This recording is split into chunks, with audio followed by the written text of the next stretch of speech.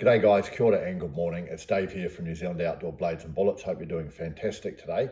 I would just like to have a quick video on different types of materials that we can use to sharpen a knife, to create the edge on a knife.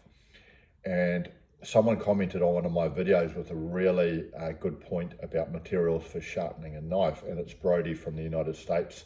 I've included his link below. Broddi has got a great knife channel in the United States. He's got a phenomenal collection of knives. And I asked Broddi, does he prefer whetstones or diamond stones for sharpening? And he provided a great answer. He said, well, he mainly uses diamond stones for sharpening now because many of the knives he owns have got a really hard edge.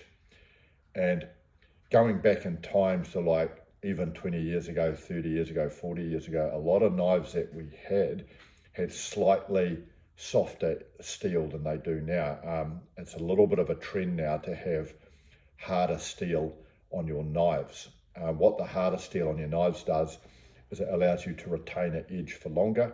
The downside is they're harder to sharpen, where softer steel will be easier to get an edge on the steel, but it'll also be easier to blunt in it. Now, soft steel has got advantages, hard steel has got some advantages, so I'm not going to say that one is better than the other.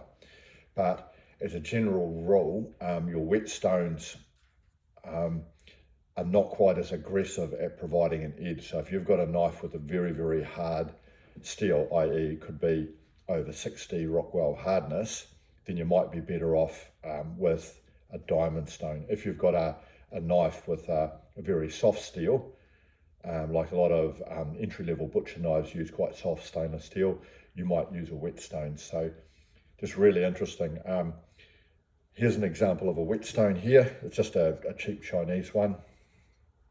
For stainless steel, this one's actually a type of, I believe, a silicon carbide synthetic that I use for stainless steel.